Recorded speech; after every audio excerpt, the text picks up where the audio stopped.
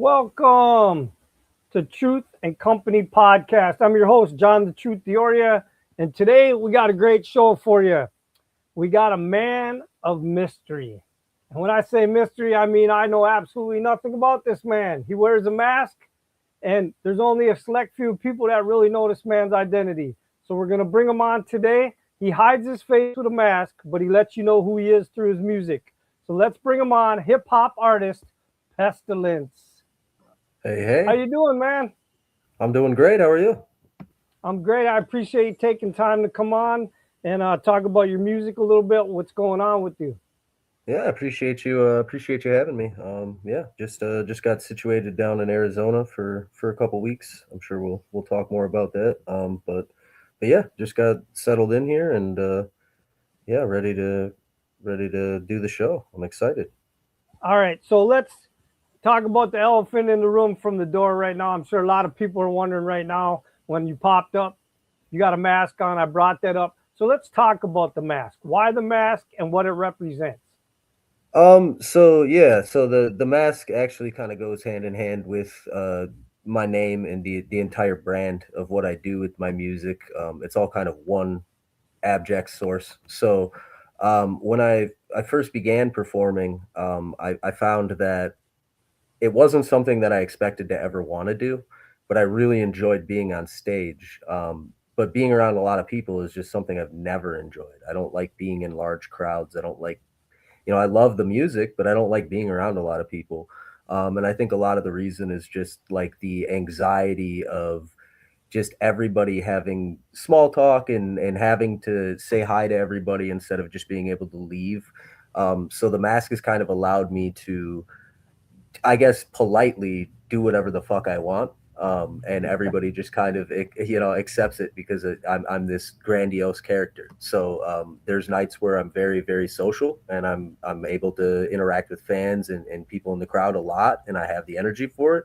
And there's other nights where I'll just kind of sit back and, kind of more so focus on the music and not really put a lot of extra in there. And I think the mask allows me to do that without like stepping on people's toes or having people think that I think less of them or that I don't respect them or anything like that, when it's really just an extension of me and something that allows me to um, go about my business, go about my day. Even in the city that I live in Green Bay, I'm able to go to the store, I'm able to go do things, interact with people that I know that know me as Pestilence, but they don't know me as who I am when I walk around day to day. And I appreciate that ambiguity for things like running to the gas station or going to the grocery store and not getting stopped and having to answer all these questions or have people ask me, hey, when are you doing this? When are you doing that? I like having one avenue for that being my online pages and my presences, and those shows that I do. I like kind of minimalizing the access that I give people to me because I think it incentivizes people even more so to come to those events, come to those shows, listen to the music,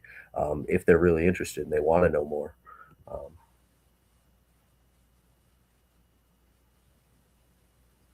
Okay, I lost you there for a second, but I think we're back now. So, but why this mask in particular?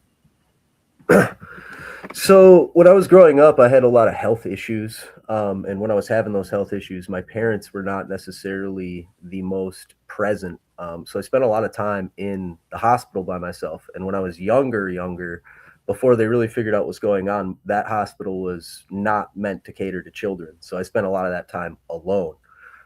And isolation, I'm sure, as a lot of people know, for whatever reason, it just does something to your mind, and there's different ways that you cope with it. And for me, when I was a young boy, I always liked superheroes, and once my body started failing me, I couldn't see myself, I couldn't see my identity in these other superheroes anymore. I couldn't be Superman, I couldn't be, these big muscular archetype superheroes because my body didn't fit that mold. So I kind of created this other, what's a reason for me to be sick, and I'd read a lot about just mythology and different cultures and stuff like that. And I mean, even to me, I'm not a religious man. I look at all religious texts as, stories. I still think they're interesting reads at the very least. And the story of the four horsemen of the apocalypse and pestilence, I always really liked the name. I liked the kind of the idea that these four menacing beings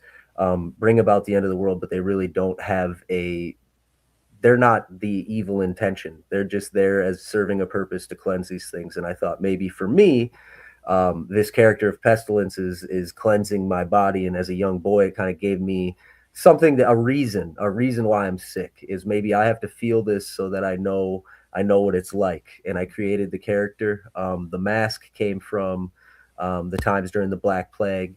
The doctors of Pavilia Island used to stuff the ends of the masks with herbs and different things like that because they believed that it inoculated them while they treated patients. So that's where the original design for this mask came from. And I just thought it fit very perfectly with, I'm sick, so to protect the audience from my sickness, I wear the mask. Okay. And speaking of you being sick, how is your health right now? I've actually the last couple years, I've finally found stability for the first time ever. I've been sick. I'm 31 years old now. I've been sick since I was 11. I had a lot of ups and downs throughout that period. I the last surgery I had was a major resectioning of my intestines. I have an ostomy bag now, and I chose to make it permanent so that I could experience a higher quality of life. Just because I'd had it I'd had it reversed, and I was just consistently running into symptoms. Now that I've had that, it's kind of given me a lot more of a normal experience. I still deal with symptoms. I still, have a, I'm not able to work a regular job or do things like that physically, but it's done wonders for me in terms of being able to just wake up and want to live life. I'm not constantly bedridden for months at a time anymore.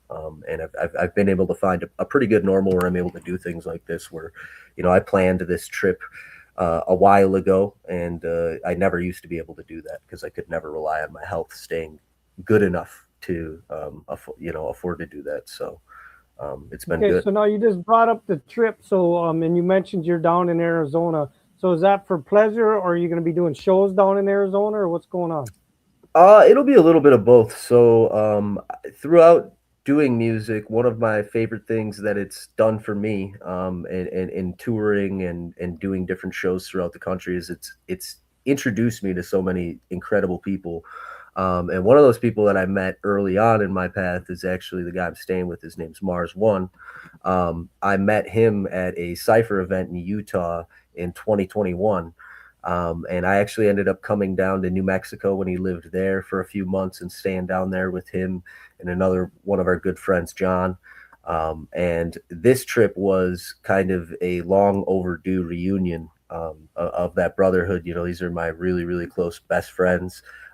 We live on the opposite sides of the country and haven't seen each other in person in a long time. We're able to do things like game or chat on the phone and make music, but my favorite part of the creative process, even though technology has taken us to a point where I can make music with somebody across the world, there's nothing beats being in the flesh and actually being able to create together. So this was an opportunity for me to come down here for an extended period of time and be able to make some music with some brothers.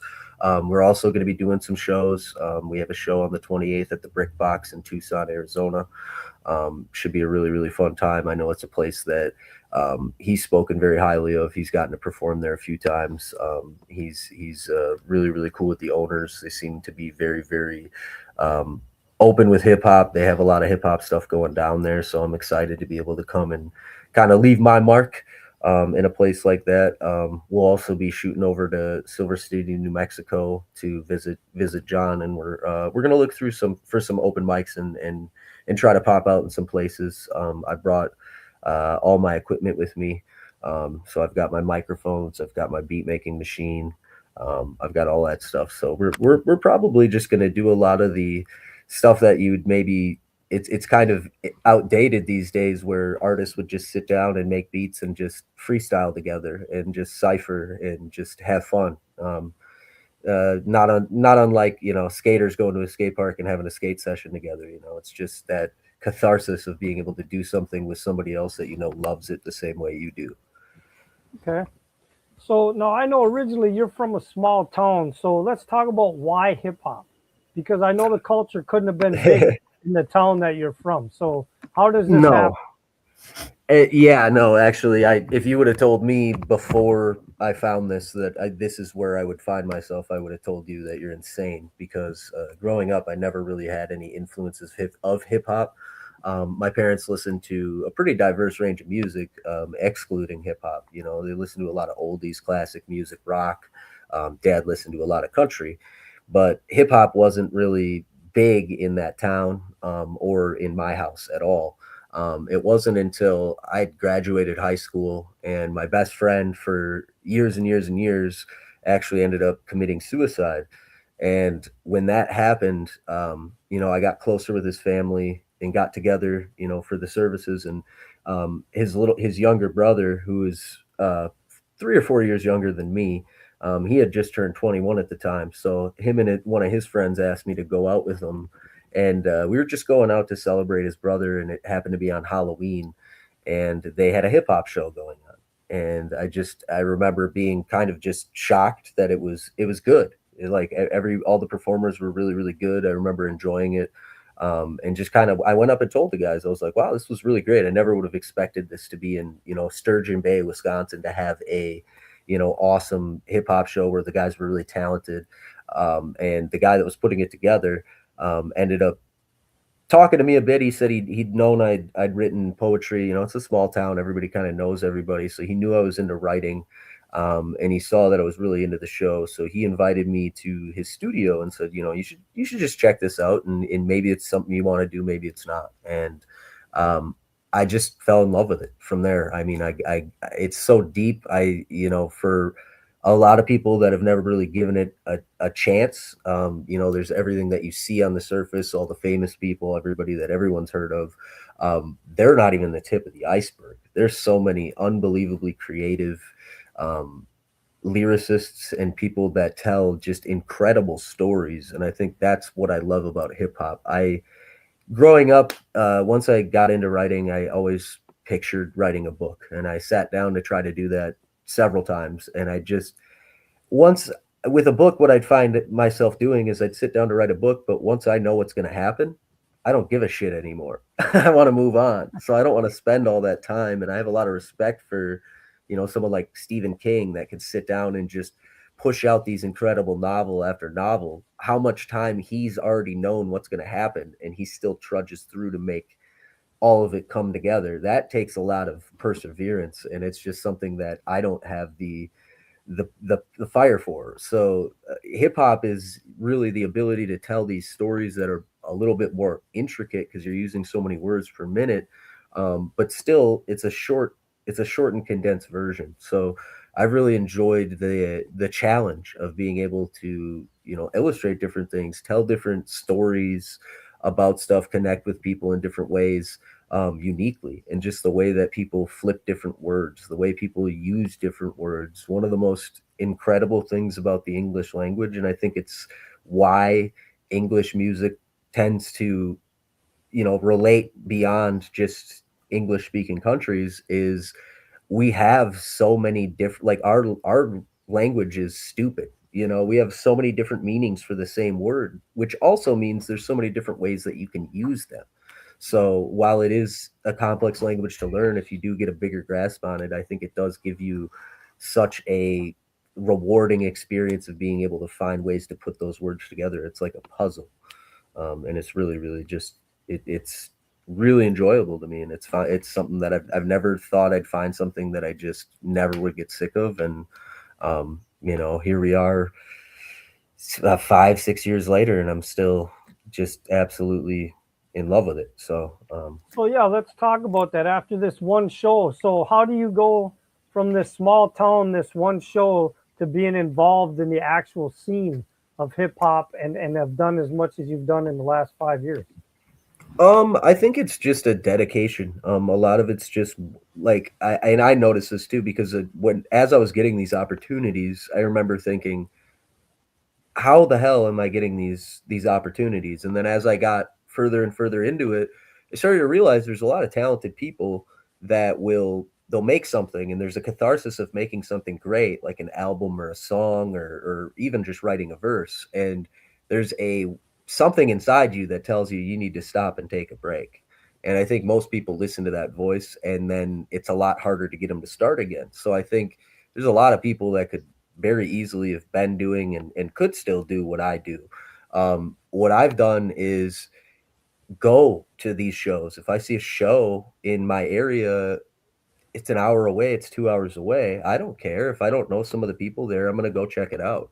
And if I enjoy the music, I'm probably going to go tell the people I enjoy the music. I'm not going to go there with the intention of forcing what I do down their throat. I'm going to, I guess it's like Professor X trying to find the X-Men. We're in a small little town where there's not a lot of hip hop. We're in a region where there's not a lot of hip hop, but there really is though. It's just spread out, and it's getting these people to find each other. And the other thing is there's a lot of ego in hip hop, and I think that ego stops people from just enjoying themselves and doing. Why did you get into this in the first place? And for me, I don't really care about anything like fame or money or anything like that. I just enjoy doing it, and I'm in a position where I'm able to do it as much as I want to. So there's really no pressure for me to like make it as an artist and explode as a personality. I can just focus on the art. And I think if I could give any advice to people that want to continue to move forward, it's to focus on your art. It's to set attainable goals, whether it's I want to sit down, if you've never made an album or an EP, it's to sit down and track that out and go through the process of putting that together and following through with it. It's easy to make all the songs. It's another step to take them then and engineer all of them and put them together and then go through it, put it in distribution, and then get it in physical print. These are all extra steps that a lot of times people will get to the end product, and then they'll release these rough mixes, and then, well, it's already out there, people have heard it, I don't want to put anything more into it. And it's like, you really should be, though. You should be completing your entire craft. You should be seeing it to its conclusion, whatever it is that you want to do. Live shows are what really, really appealed to me. So I started going to more and more of them. I ended up linking up with an artist by the name of Tiamo Denku. He's from Milwaukee, Wisconsin. He's been doing this over 30 years. And this is how he's built, is just going around, going to these events. And because he's done this for so long, he's already built a lot of connections. And I've been blessed to just be able to do some shows with him and show him my work ethic, show him my dedication to it. And then after a few shows, I think about a year of knowing him, he invited me to be part of his brand, which is called Siphoden Music. It's on YouTube, all the social media platforms. And since I've done that, we've really kind of developed a brotherhood in music where we've worked on projects together. We do a lot of shows together. He's booked a lot of these tours, so he knows a lot of people. He's helped me with just giving me the connections, and it's really just, I think a lot of people expect, you're going on a tour, you're an artist, you expect to get paid. And a lot of times for an independent musician, that's not really where the money is these days. Bars have gotten beyond that. They can't budget out $500 for some guy that nobody knows to come through their small little rink-a-dink town and play a show, and thusly paying your tour bills. What you really need to do is you need to find venues that'll just let you have a show and help you put it together and have the equipment there, so that you can come with a bunch of merchandise, and then you can come and do your thing. And if your thing is good and you put a lot of time into it, people are going to want to buy that merchandise from you. And that's where you really make it as an independent artist. You're not going to make it on a million streams as much as you will 100 people buying your t-shirt. 100 people buying your t-shirt is going to take you a lot farther than a million people listening to your music on Spotify. And let's talk about that. Where can your fans and new fans, hopefully, where can they find your music? As of right now, my music is available on all streaming platforms still. So, if you are a Spotify subscriber, YouTube Premium, any of that stuff, and you want to check it out, I would encourage you to do so ASAP, because I do have plans to um, kind of pull back from the streaming machine. Um, just kind of, I've been seeing that while it does grant you the reach and it grants fans an easy way to access it. I think that I'm willing to take the extra step with something like Bandcamp, and take the extra step to distribute it to the people that really want to hear it. because that's what's really important to me. I don't really care if, people are just boosting my numbers and I'm getting a lot of listens for the sake of people listening to it. I want people that want to listen to it. And everybody else, if you like it, you like it. If you don't, that's totally fine too. I don't think as an artist any of us are entitled to fans. I don't think we're entitled to people to like our stuff. I certainly don't expect that, though I do put a lot of work into it, and I found that it does resonate with a lot of people. The most consistent place that you'll be able to always find my music is if you follow me at Poetic Pestilence on Instagram. I put all of my content releases on there. All my show flyers are on there. I release new music there from time to time via Reels.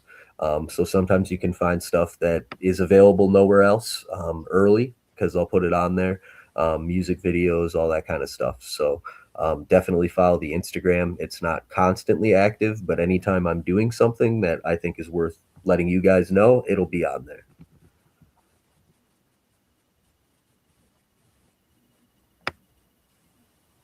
All right. Now I know that you just went on tour about 2 years ago, and that went really well. Do you got anything planned for 2026 where some of the fans can see you?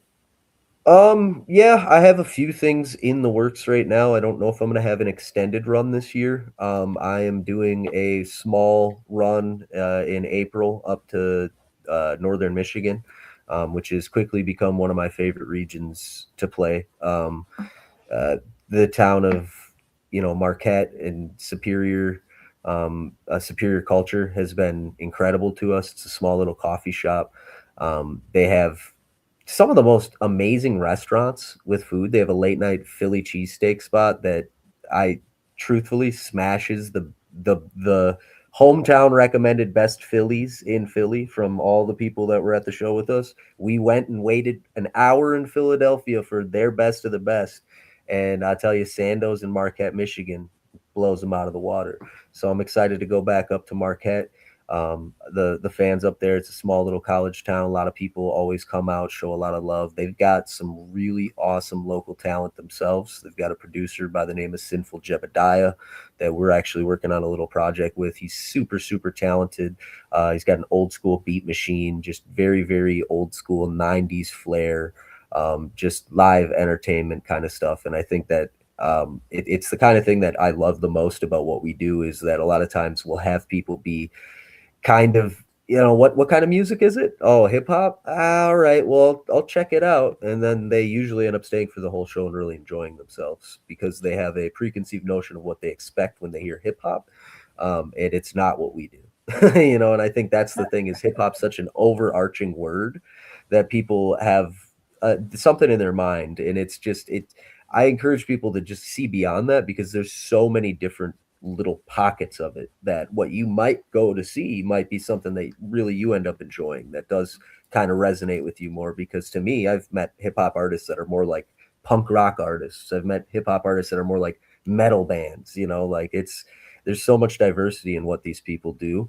The other thing I'm doing in 2026, I've put a lot of time into um, becoming more self-sufficient as an artist. So I've always written all of my music. I've always recorded a lot of my music myself at my house, and I've got a little studio that I've set up and bought the equipment for.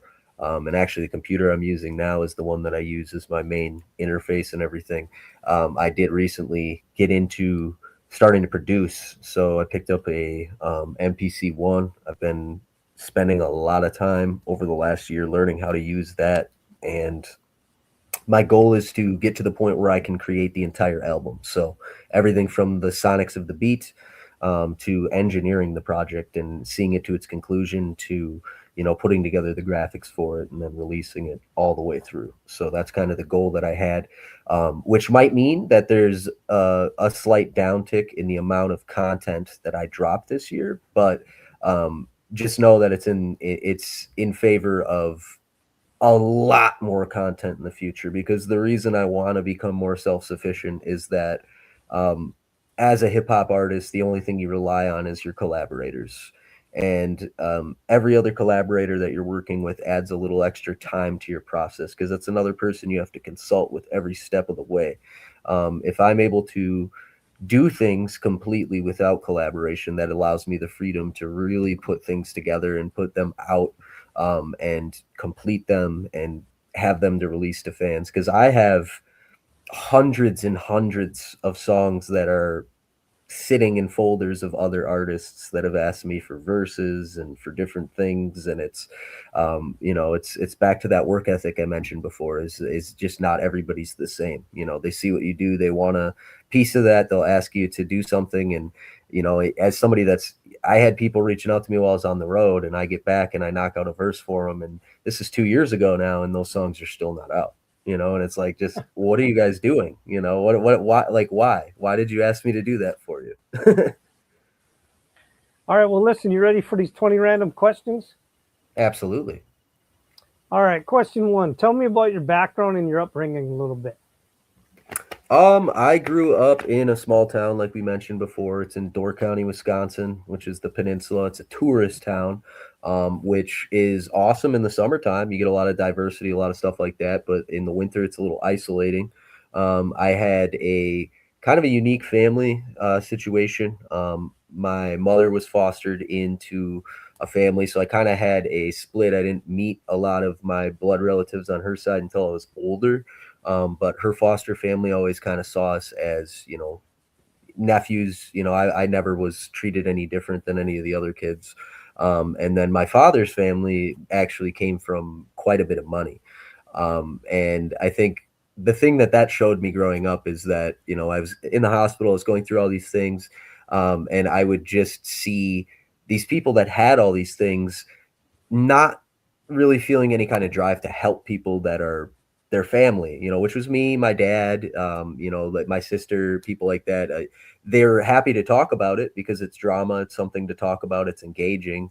It's a story for them. It's interesting. It's sensational. But at the end of the day, they're not really doing anything to come forward and help that. So I learned from a young age that money is nothing to me. I care about people, and I care about the way that the people treat each other. So growing up, I kind of fell into that, and it drove me, I think, in the direction that I was meant to find myself, which was kind of as somebody on the outside that always connected with people that didn't really have a place. So the other people that didn't really have a friend or somebody like that. I've always been a genuine person like that for people in that nature. But growing up, really regular childhood years until I got sick. And then after that, it was just a lot of being in the hospital, in and out, parents going through a pretty ugly divorce, a lot of alcoholism in my family. So just a lot of seeing substance abuse, gambling addiction, things like that. And just really just trying to survive.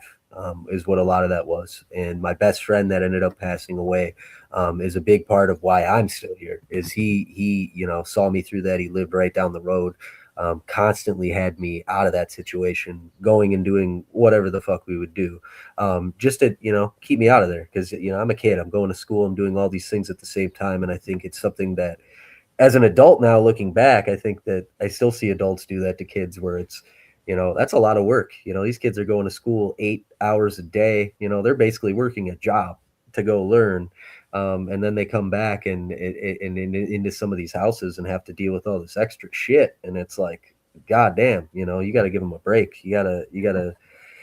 You gotta just understand that they're kids. You gotta let kids be kids a little bit. And I think that as I've grown older, I've valued my peace, and I've valued my the people that are very genuine, and the people that I see, regardless of what they have, being there to help people out. So I seek that out with reckless abandon everywhere I go.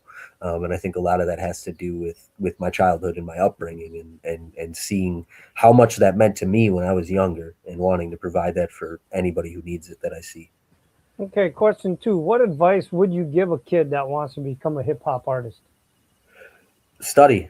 I would encourage them to study. The knowledge is power, and hip hop is no different. There's a lot of people that have done this very, very successfully, whether it's through business, whether it's through entrepreneurial skills and marketing, all the way down to the technical elements and the music theory elements, and people that got really, really talented with the production and with the crafting of their words and their everything, I would say never stop improving. um, you can be the best rapper on the planet, but the best rapper on the planet can still be better. And that's just an attitude that I would tell people to always keep. Be humble. You can be the dopest artist in the room, and if you only go in there with that attitude, you're gonna learn very, very little in those other rooms. I've gone into rooms where maybe technically and as a performer, I've been more proficient than the other acts, but I've been able to learn things from them that have changed my trajectory dramatically. So I would say never close those doors on people that you think are beneath you, because a lot of times these people also have knowledge, especially if they're people that have been spending years and years doing this. And that goes for not just the artists. There's people that are just super fans of hip hop. There's people that are DJs that have mixed shows online and on the radio. I don't diminish any of those people. There's people that have podcasts. There's people that have that. Anybody that wants to platform you, that wants to listen to you, that wants to do that, I would take advantage of that. And at the very least, if you don't have the time for it, do not disrespect these people, because your respect is your most valuable currency in everything. And especially in hip hop, when it's a battle of egos everywhere, respect's going to carry you further than talent will any day. I've seen people that are incredibly talented beyond belief be marginalized and blacklisted from opportunities just because they're a dick and people don't want to work with them. So, humble yourself a little bit, try to learn, study as much as you can, absorb it, and do what you love to do. Don't do it for anyone but yourself. Fuck everybody else. Do it for you. All right, question three. So we've already mentioned quite a few things that your fans probably didn't know about you, but go ahead and give me one more. So what is something that your fans don't know about you? Yeah, actually, this is actually kind of a new one and fitting for this. Um, the fans don't know that I got a throat tattoo now. Um, I just got my neck done recently. I got a big spider here. I don't know how well it's coming up on the camera, but No, you can see it. um, yeah, I just got that done a couple weeks ago before I came down here, by an artist by the name of Joe at Endless Expansion in Green Bay, who's also a phenomenally talented musician. But was something that I'd planned to do for years and years and years, and just never really had all the things line up for something like this to happen. So I figured I would add it in. And it fits kind of the whole aesthetic of what I do as an artist too. So I figured that would be a perfect thing to have in there. It fits the artistic element of what I do, and it's something that until now none of my fans have known that I've done. Okay, question four. What's the best advice you have gotten from another hip hop artist, and who was it? Oh, that's actually a really good one. Yeah, I would actually say Teamu Denku, who I had mentioned before from Milwaukee. He's incredibly well versed in everything. He's collaborated with all the biggest names. He's worked with everybody that everybody in hip hop wants to work with. He's probably worked with them. He's probably been in a studio or on a stage with them, and he has their respect. The big thing he said, and this is I've gone to shows with him. We went on a 21-day tour. Not every 21 shows were phenomenal popping shows where everybody fucking wanted to see us and was, the fucking cavalry's arrived. Some of those shows where there's three people there that give a shit and everybody else is like, what the hell's going on here? Um, he taught me to don't give a fuck about that. Care about the people that are here. Care about your fans that you do have. Don't get online and cry about the people that aren't listening to your music. Don't get on there and cry about how you're not getting streams or about how your friends on Facebook aren't really your friends because you don't see them liking your posts. That's not going to encourage these people to listen to your music. Instead, focus on giving appreciation to that one guy that is commenting on every video you drop, that one guy that is showing love to everything you do, that is reposting your music. Pour into your fans. Don't worry about the people that aren't giving you attention. That'll come with time, but don't neglect the people that are. Okay, question five. So do you get road rage, and if so, how do you express it?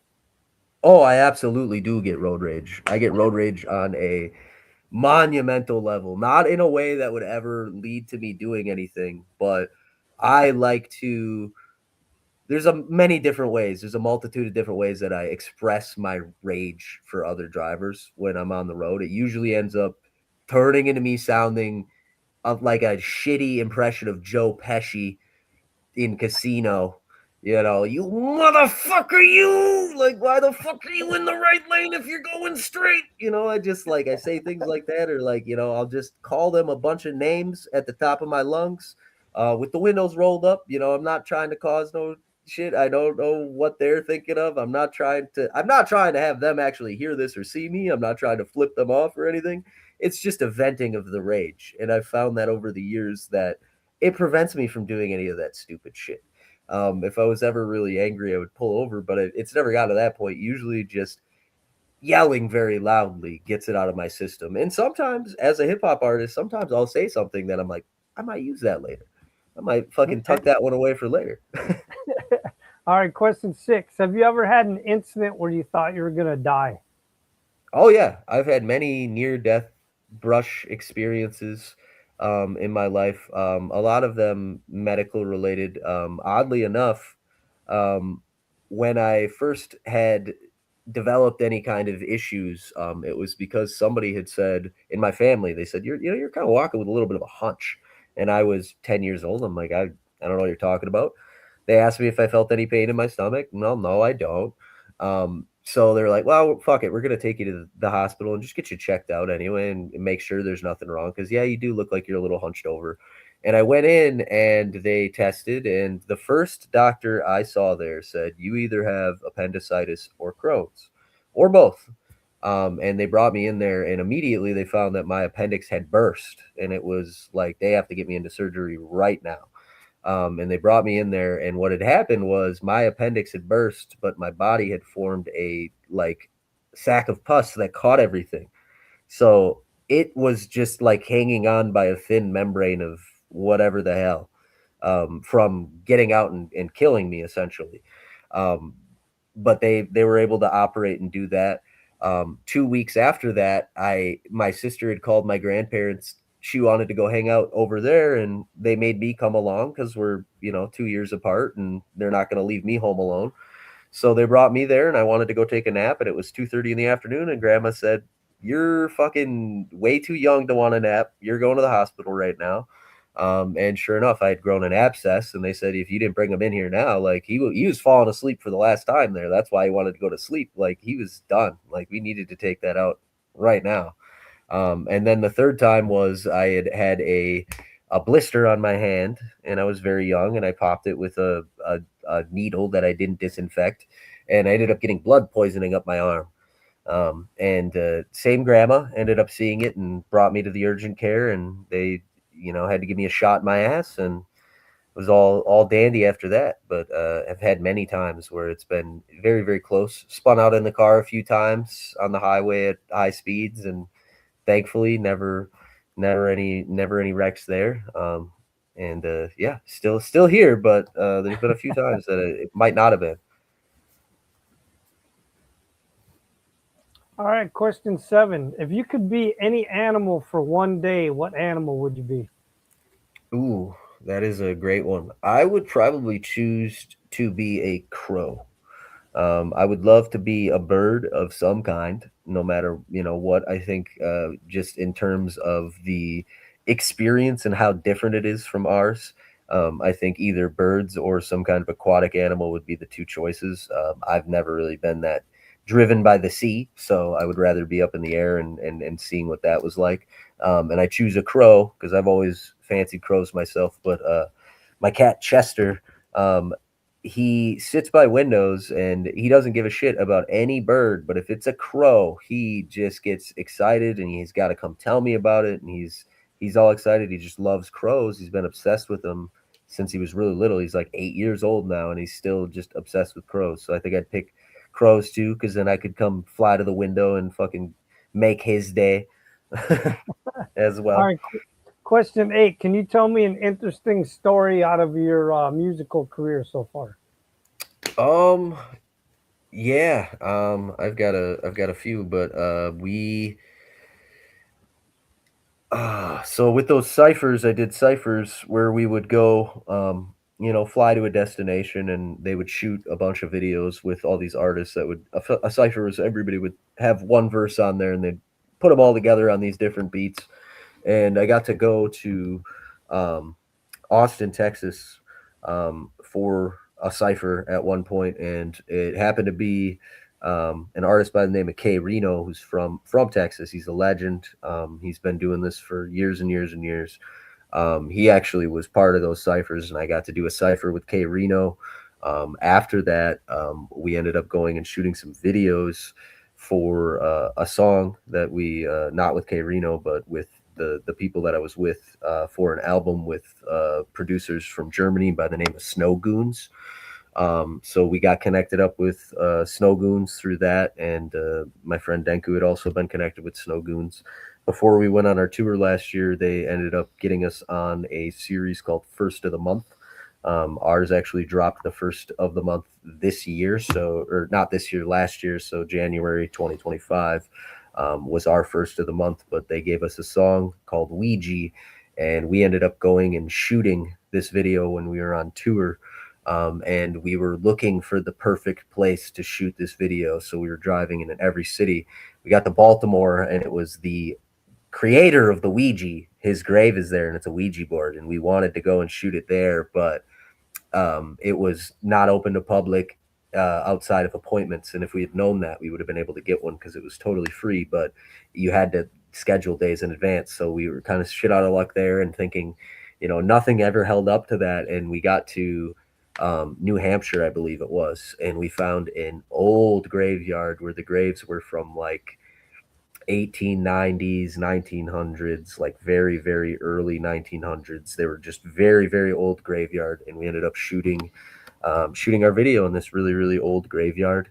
And I sat in a like grave plot that was kind of cordoned off with barefoot, just sitting on this old grave, and it was just wearing this whole outfit. We had robes on, we had these Ouija boards, so we just had people everywhere, going crazy, looking at us, which is not uncommon for me, but it was kind of fun to bring a little bit of that to my friend Denku because he doesn't usually get that like freaking people out just by existing that I get by wearing this mask. Because I'll wear this when we're on tour. I mean, I slept in this at houses when we stayed at people's houses. I'm sleeping in the mask. We'd go to restaurants. I'm eating in the mask. It's the mask don't come off. So it was, kind of an interesting experience to pull somebody into that world for a short period of time. Because usually it's just me out here, and then my friends get to laugh at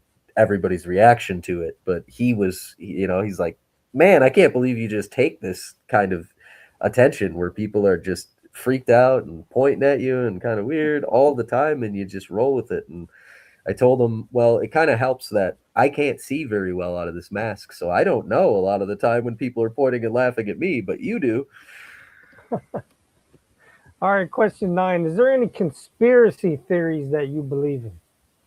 Oh yeah, absolutely. I believe in a lot of conspiracy theories. I don't think a lot of them are conspiracy theories. I think that there's been a lot of things that throughout the years with our government that I won't go into like super detail with, but I think there's been certain events that have shaped the future of our nation that were very, very fishy. That I think there's a lot of information out there for people that are curious that exists. I also do believe, I think my favorite conspiracy theory, because it's one that um, I guess it's a little less bleak than a lot of them. I think a lot of times conspiracy theories are very, very bleak. And I guess this one could be considered bleak, but it's just so fascinating to me is that I believe that there was an era of humanity long before recorded history that we're unaware of, or an era of something, some sort form of intelligent life on our planet. I think at some point, I think pyramids, the whole logistics of what we grew up learning in school, that don't really make sense to me. I've seen construction sites with multi-million dollar cranes not be able to move the kind of uh, cinder blocks that they were using. the sand blocks that they were using. So I just don't see, no matter how many people you have, that you're putting that together. And I think that there's something that we don't know that's going on, or something that you and I don't know that maybe somebody does and they're not telling us because it's there's a little money that they're getting out of it. But there's a lot of stuff like that. Okay. All right, question 10. If you could be any fictional character out of a movie or a book, who would you want to be for 1 week? For 1 week, okay. Um, ooh, that's a good one. I would definitely want to be somebody with some kind of superhuman ability, but I'm trying to think of somebody that doesn't have a lot of downside. I would probably, I mean, as much as I don't really like the Marvel universe or the series, I would probably pick to be Iron Man. I feel like he kind of has the ability to experience anything you want, either Iron Man or maybe Doctor Strange, just being a wizard and being able to make some portals and travel through different realities and dimensions and stuff. I think would be it's just a unique experience that you could never have without being a fictional character. All right. Question 11. If you could live as a person of a different race for 30 days, what race would you choose to live as? Ooh, that's an interesting question. I would honestly, I guess I'd have to elaborate. I would say that if this includes living amongst this race and just being a part of this entire culture versus just like where I live now, is that the question? Well, I mean, you would just, Or do I just change tomorrow? yes, you would just magically change into that race tomorrow for 30 days. So, Ooh, if I had to pick one, hmm, I would probably pick Asian. I don't really have a strong reason why, other than like just a personal adoration for a lot of the culture. I think is very cool. I also think like knowing what I know and being somebody that loves to fuck with people, I think I'd probably be able to have the most fun as an Asian man. Um, where people weren't taking it seriously. I think a lot of times, it would probably be the least threatening race that I could go around and fuck with people as. So I'd probably choose Asian. okay. Question 12. What's something that you're absolutely afraid of? Ooh, oddly enough, I don't really have like an absolute fear anymore. When I was growing up, for the longest time, I was always afraid of surgery. And now I've had so fucking many of those that I just was forced to conquer that. Um, I guess I would say like the only thing that kind of triggers a little bit of like the hair in the back of the neck would be if you just woke up like the I Am Legend situation, or if you just woke up and were the last person of a society, everybody just disappeared. I think that would be kind of terrifying. Mostly not because people aren't here, but because like logically, I know like I don't have the skills to like survive off the land by myself currently. And if everybody's gone and there's no infrastructure, I'm not going to be able to look that shit up. So I'm just fucked. All right. Question 13. What has been the biggest accomplishment in your life? I think the biggest accomplishment in my life is just kind of a very personal one to me, and it's getting away from an abusive family source that kind of offered, because like I'd mentioned briefly that my father's family had a lot of money. There was a lot of stability there, and it was kind of a situation where they would never let me be homeless, they would never let me be without something like that. But I learned very early that all those things came with like a very strict price, and that price was these people that I would call family looking and treating me very differently, and looking at me as kind of this thing to pity and this thing to shame because we have to help it. And I think that that just it was such a horrifying experience, but it was also my family, so it was the only thing I fucking knew, and it was so hard to just say fuck it, I'm not putting up with this anymore, I'm just gonna go and do it.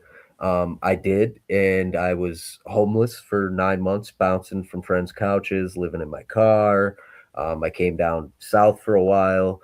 I was working the whole time, getting jobs, saving up money, and finally was able to get an apartment, and I'm still living in that apartment today. So I think just kind of setting off on my own and getting my feet under me, and being able to do it without, all of these resources that came at a cost of my soul that I just wasn't willing to pay, is definitely the thing I'm the most proud of. Okay. Question 14. What's something that you're very passionate about besides hip hop? Besides hip hop, I'm passionate about just humanity in general. I think we live in a time where it's harder to be passionate about humanity because we're getting so much negative thrown in our face all the time. I think there's a lot going on, obviously, geopolitically throughout the entire world, not just the United States, but definitely here, in a big way. I think through all of that shit and through everything that I've seen, experienced in our, society, the thing that's always stood out to me is the resilience of the human spirit. And it's something I always tell people when they say, we're doomed, and it's, even if the numbers of people that are corrupt is going up, that just means that the strength of the people that oppose them will also go up. It's just natural in history. It always happens. Things go in waves. Easy times create weak men create hard times create strong men create easy times. I think we're in the part where, weak men have created some hard times, and now we're in the creation of some strong men and strong people. And I think just the beauty of humanity when I see somebody, um, you know, in public that just it has nothing to do with me. I see somebody, open the door for an elderly person or help somebody with their groceries to their car. That kind of shit just makes me smile. I just enjoy when people are just helping each other for no motivation other than it just because it's the fucking right thing to do. Like why wouldn't you want to do that? And I've just never understood sometimes, you can't pour from an empty cup. So I don't think people should be motivated like, the Good Samaritan act in Seinfeld. But I do think that when you do have something to pour, you shouldn't be so worried about, emptying your cup by pouring. You're never gonna, no one's ever gone broke by giving to charity. So, don't be afraid to help somebody out that really needs it. If you've got the means and you're in a position to do it, it will come back around. I can promise you that. All right. Question 15. If you could have a conversation with one person from history, who would it be? I would probably selfishly choose Kurt Cobain. I grew up kind of idolizing him as a musician. I read his journals. They had printed out in like a big fucking binder thing. I read all those. I always felt very connected to like him as a musician, because it's widely appreciated and understood amongst a lot of musicians that Kurt wasn't he didn't really know how to play guitar. He just played what sounded good. He didn't know what notes he was playing. He just know it sounded good. Same with like singing. His lyrics were so prolific, but also kind of cryptic. And just weird. And I just think he's one of those people that would probably disappoint a lot of people because they would expect him to be this giant, profound soul that's going to give them all these philosophical, things.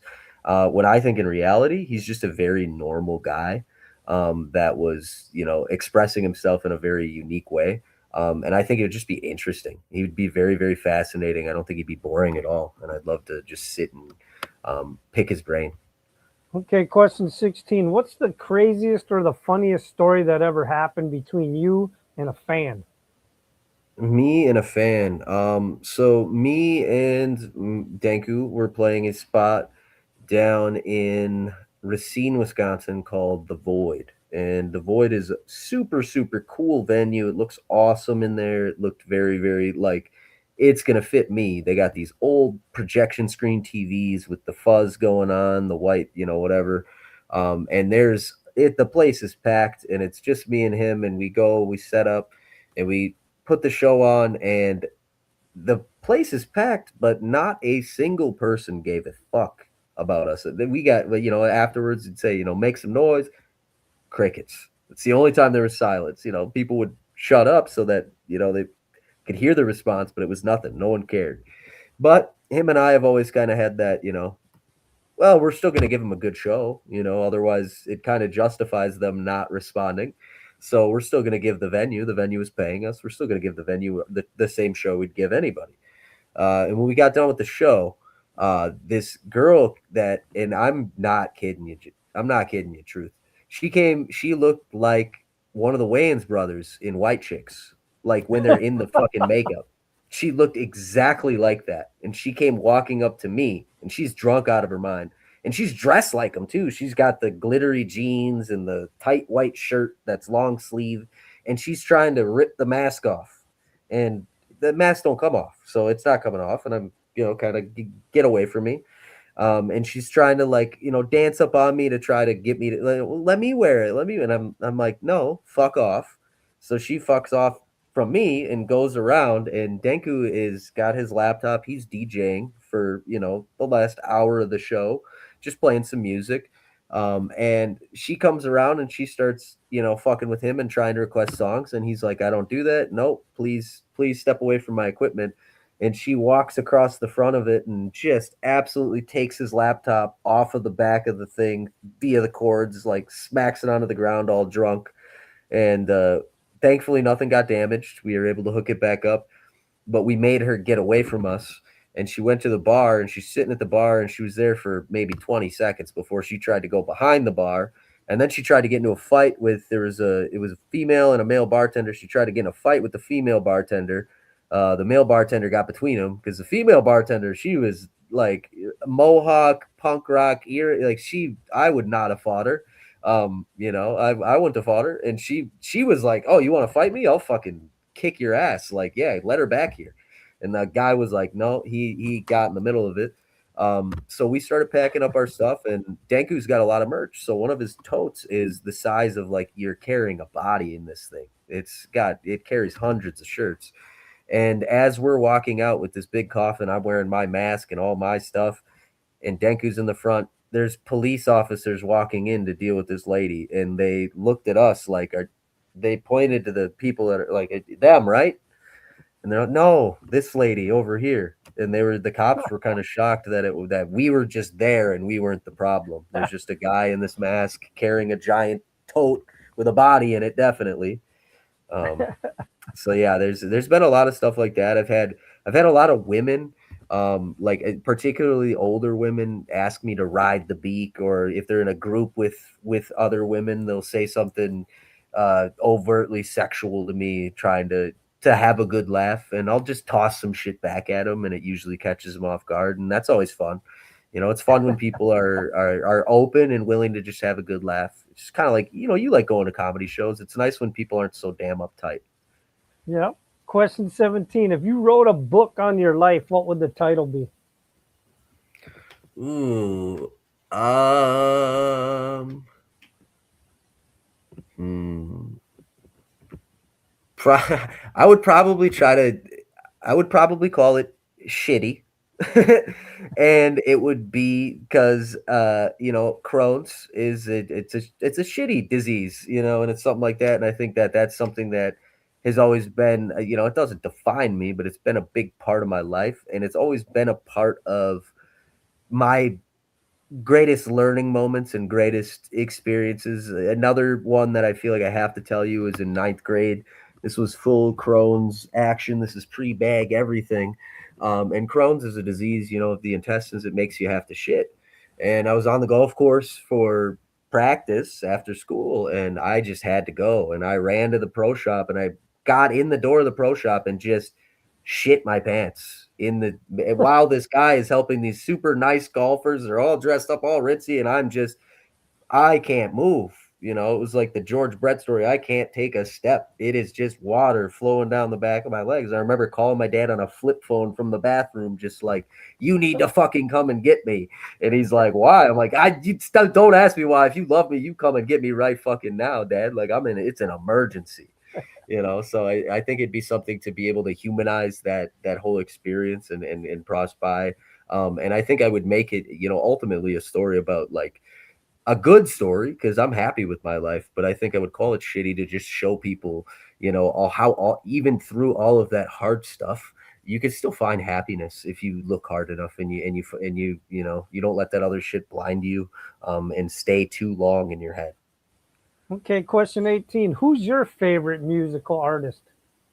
Um, that's actually, yeah, it's tough because I have a lot of different genres that I love. I really like Chris Cornell is one of my he's my favorite vocalist of all time from Soundgarden and Audio Slave. Um, really sad when he passed away, because he's by far my favorite like rock musician. As far as hip hop goes, I would say Aesop Rock. He was from the Definitive Jux labels early on.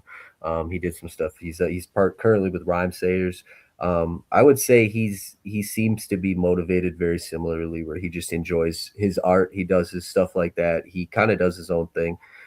He has all his comments turned off on, like, you can't comment on his shit on Instagram. Not that I think he would get a lot of negativity. He just, he's just putting his stuff out there. He's just focused on the art, and I think I just have a lot of respect for that. Plus, he's just unbelievably brilliant with words, incredibly creative. He's got a lot of songs just about nothing that sound just like super intricate and prophetic, and there's songs about, like, I didn't want to eat beans for dinner when I was a kid, and my parents, you can't leave the fucking dinner table till you eat your beans. But you wouldn't know that unless you really broke down the lyrics. And I think just the brilliance of being able to hide things that are very simple, through this minutia of very, very complex lyricism is just so enchanting to me. Okay. Question 19. Do you collect anything? Do I collect anything? I Oddly enough, so I do. I play some. I play video games. I don't really collect anything physical in the physical world, but in one of the video games that I play, it's called Hunt Showdown. There's unique weapon skins and stuff. I haven't been playing for very long, so a lot of people have skins that I can't get. And if I kill those people in the game, I collect the skins of their guns, and I bring their guns out with me, and I never use them, and I collect their skins in my little their trophies of people that I've defeated in this video game. Okay. Question 20, the last question. What motivates you in music or life to be successful? I don't know if I'm necessarily motivated to be successful. Oddly enough, I think I'm motivated to be happy more than anything else. I think that growing up with such like a rough medical outlook, and kind of, I mean, when I was going through before they got the diagnosis and stuff, I remember, because I was young, I'm asking my parents, like, am I going to die? And I remember from the beginning, at the beginning, it was no, no, you're fine, you're fine. And then eventually it got to a point where it was like, well, we don't know, and when that happened, that was just, it was terrifying, obviously. And as I got older, I just remember thinking in that moment, I just want to be happy again. I remember running around the yard with my friends. I just want to be happy again. And I've spent a lot of time in those hospital beds, and you never know when you're going to be there. You never know when your health's going to fail you. You never know how much time you have here. So I'm not necessarily motivated to be successful outside of being happy, and obviously there are things to do with success that, can go hand in hand with happiness. I think meeting more genuine people that are on the same wavelength as me, that are, kind humans, and genuine, not givers and takers, not just one or the other. That's kind of what motivates me to just keep striving forward and connecting with more people. I think without that drive, I would probably just be happy making music for myself and never releasing anything, because ultimately that's who I write for, is me. I write the music to myself, and then I release it to people to find the others. It's kind of like sending out a bat signal. So I think the motivation is to, find all those other lost people that are, kind of like me, and other people that I can learn from. I love to learn, so I love to read. I love to fall down rabbit holes about different things. So I think as long as there's stuff I don't know, which I don't think I'll ever fill my brain up, I'll always be motivated to learn more. Okay. Hold on. And with that, the truth has spoken. Thanks again, Pestilence.